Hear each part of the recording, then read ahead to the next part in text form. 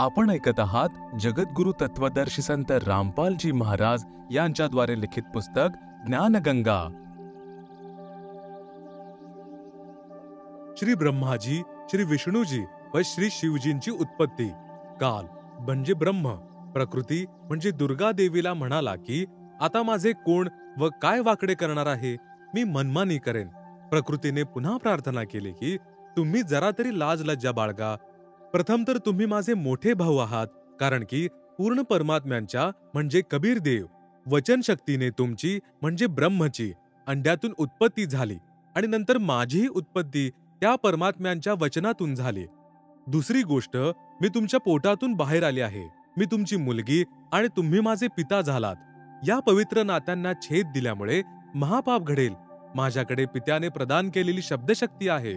तुम्ही जेवढे प्राणी म्हणाल मी वचनाने उत्पन्न करेल। ज्योतिनिरंजनाने दुर्गेची एकही विनंती ऐकली नाही आणि म्हणाला की मला जी शिक्षा मिळणार होती ती मिळाली, मला सतलोकातून हद्दपार केलं गेलं आहे, आता मी मनमानी करणार असे म्हणून कालपुरुष म्हणजे क्षरपुरुषने प्रकृतीसोबत जबरदस्तीने विवाह केला आणि 3 पुत्रांची म्हणजे रजगुणयुक्त ब्रह्माजी, सद्गुणयुक्त विष्णूजी आणि तमगुणयुक्त शिव शंकरजी उत्पत्ती केली। तरुण होईपर्यंत 3ही पुत्रांना दुर्गाद्वारे अचेत करून ठेवतो। मग युवा झाल्यानंतर श्री ब्रह्माजींना कमळाच्या पुष्पावर, श्री विष्णूजींना शेषनागाच्या शय्येवर आणि श्री शिवजींना कैलास पर्वतावर सचेत करून एकत्र आणतो। तत्पश्चात प्रकृती म्हणजे दुर्गाद्वारे या तिघांचा विवाह केला जातो। काल ब्रह्मच्या आदेशाने प्रकृती देवी तिघांना एका ब्रह्मांडातील 3 लोकात म्हणजे स्वर्गलोक, पृथ्वीलोक तसेच पाताळलोक एक विभागाचे मंत्री म्हणजे प्रभू म्हणून नियुक्त करते।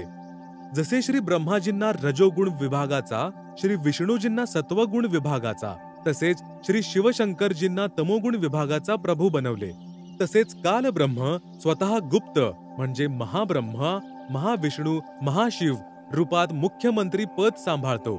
एक ब्रह्मांडात एका ब्रह्मलोकाची रचना केली आहे, त्यातच 3 गुप्त स्थाने बनवली आहेत। एक रजोगुण प्रधान स्थान आहे, जेथे हा ब्रह्म म्हणजे काल स्वतः महाब्रह्मा म्हणजे मुख्यमंत्री रूपामध्ये राहतो व आपली पत्नी दुर्गाला महासावित्री रूपात ठेवतो।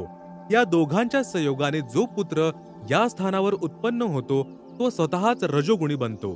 दुसरे स्थान सतोगुण प्रधान स्थान बनवले आहे, तेथे क्षर पुरुष स्वतः महाविष्णू रूप बनवून राहतो व आपली पत्नी दुर्गाला महालक्ष्मी रूपात ठेवून जो पुत्र उत्पन्न करतो त्याचे नाव विष्णू ठेवतो। तो बालक सतोगुण युक्त होतो।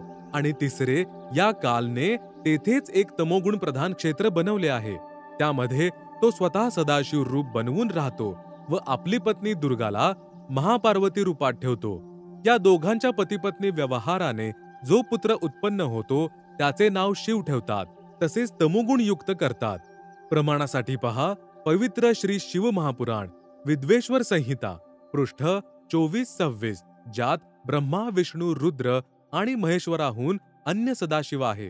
तसेच रुद्र संहिता अध्याय 6, 7, 9 पृष्ठ नंबर 100 पासून 105 व 110 वर अनुवाद करता श्री हनुमान प्रसाद पोद्दार, गीता प्रेस गोरखपूरहून प्रकाशित।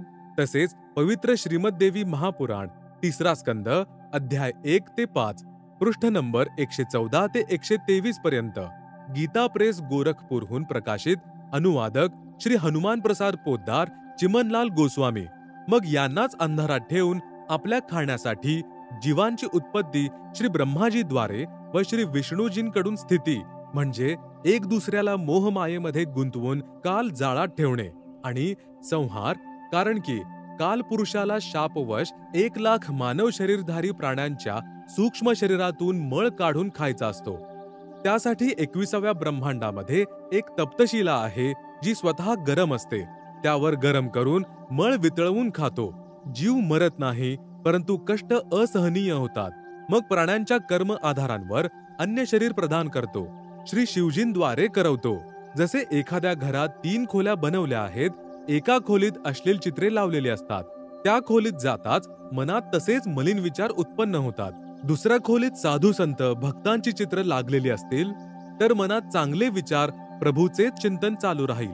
तिसऱ्या खोलीत देशभक्त व शहीदांची चित्रे लावलेली असतील तर मनात तसेच जोशपूर्ण विचार उत्पन्न होतात. याच प्रकारे ब्रह्म कालने अत्यंत विचारपूर्वक उपरोक्त तीनही गुणप्रधान स्थानांची रचना केलेली आहे.